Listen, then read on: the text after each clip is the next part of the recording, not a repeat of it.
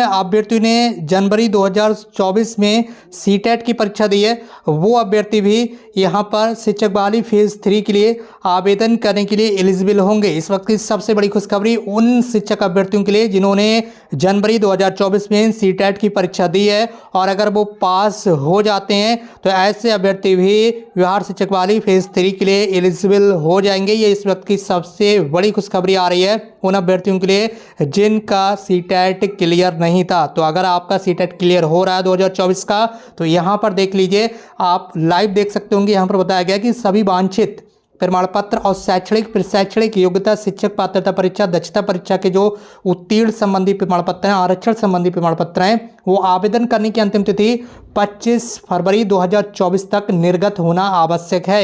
यानी कि फॉर्म भरने की जो लास्ट डेट है 25 फरवरी, बीपीएससी टीआरई 3 का एप्लीकेशन फॉर्म भरने की लास्ट डेट 25 फरवरी है। तो 25 फरवरी तक अगर आपका पास सर्टिफिकेट हैं, सभी तरह के जो भी एजुकेशनल क्वालिफिकेशन सर्टिफिकेट हैं, जैसे कि आपका डीएलएड हो गया या फिर बीएड हो गया या फिर टीईटी हो गया, आपका बीटीटी हो गया या फिर एस्टेट हो गया या फिर सीटेट हो गया, ये सारे सर्टिफिकेट 25 फरवरी 2024 तक निर्गत होने चाहिए। यानी कि इस समय तक आपके जो रिजल्ट हैं वो डिक्लेयर होना चाहिए। तो पूरी उम्मीद है कि जो यहाँ पर सीबीएसई बोर्ड की तरफ से आपका सीटेट का एग्जाम कराया गया है वो 25 फरवरी से पहले पहले आपका जो रिजल्ट है वो घोषित हो जाएगा। ये इस वक्त की सबसे बड़ी खुशखबरी।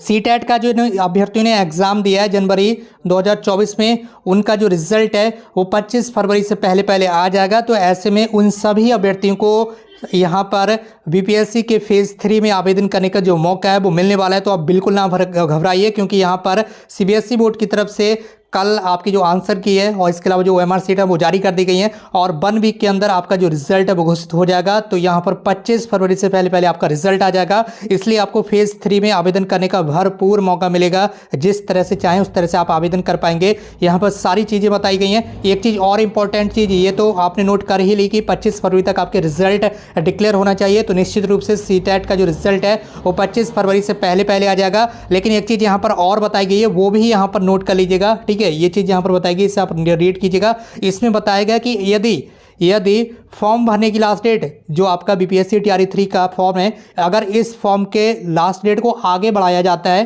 ठीक है, फॉर्म भरने की लास्ट डेट को आगे बढ़ाया जाएगा, तो इस डेट पर कोई असर नहीं पड़ेगा, इस वाली डेट पर कोई असर नहीं पड़ेगा।